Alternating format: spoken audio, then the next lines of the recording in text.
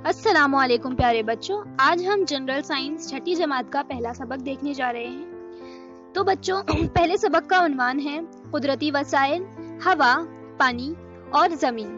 तो आइए शुरू करते हैं। तो बच्चों, कुदरती वसाइल का मतलब होता है कुदरत से हासिल होने वाली चीजें। कुदरती का मतलब होता है कुदरत से हासिल होने वाला, और वसाइल जमा है वसीले की। वसीले का मतलब होता है जरिया।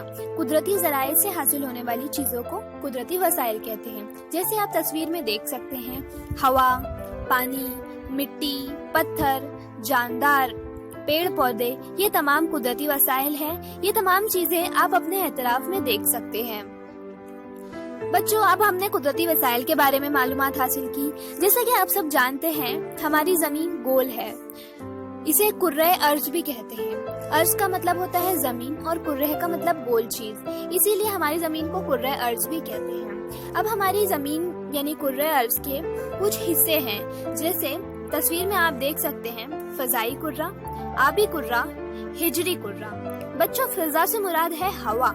तो हवा, जहाँ हवा होती है जिस हिस्से में जमीन के, उसे फिजाई या हवाई कुर्रा कहते हैं। और हम पहले भी जुग्राफिया में देख चुके हैं, आब का मतलब होता है पानी या समंदर। तो जमीन का वो हिस्सा जहाँ पानी होता है उसे आबी कुर्रा कहते हैं। अब तीसरा है हिजरी कुर्रा। बच्चों, हिजर से मुराद है पत्थर। तो जमीन का अंदरूनी हिस्सा जो जमीन की सतह से नीचे है, जहाँ मादनियात, मिट्टी, पत्थर, ये सब चीजें होती हैं, उसे जमीन का हिजरी कुर्रा कहते हैं। तो बच्चों, आप समझ ही चुके होंगे, हमारी जमीन 3 हिस्सों में बटी हुई है, फिजाई कुर्रा, आबी कुर्रा, हिजरी कुर्रा।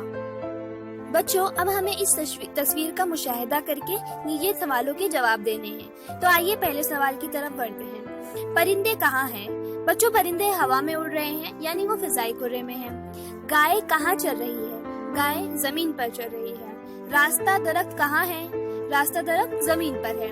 नदी किस सिमत से बह रही है? बच्चों, आप तस्वीर में देख सकते हैं, पहाड़ों के दरमियान एक झरना है। ऊपर की सिमत को शुमाल कहते हैं और नीचे की सिमत जुनूब वाली होती है, इसीलिए नदी शुमाल से जुनूब की जानिब बह रही है। हवाई जहाज कहाँ है? हवाई जहाज आसमान में है। मछलियाँ कहाँ नजर आ रही है? मछलियाँ पानी में नजर आ रही है, यानी आबी कुर्रे में नजर आ रही है।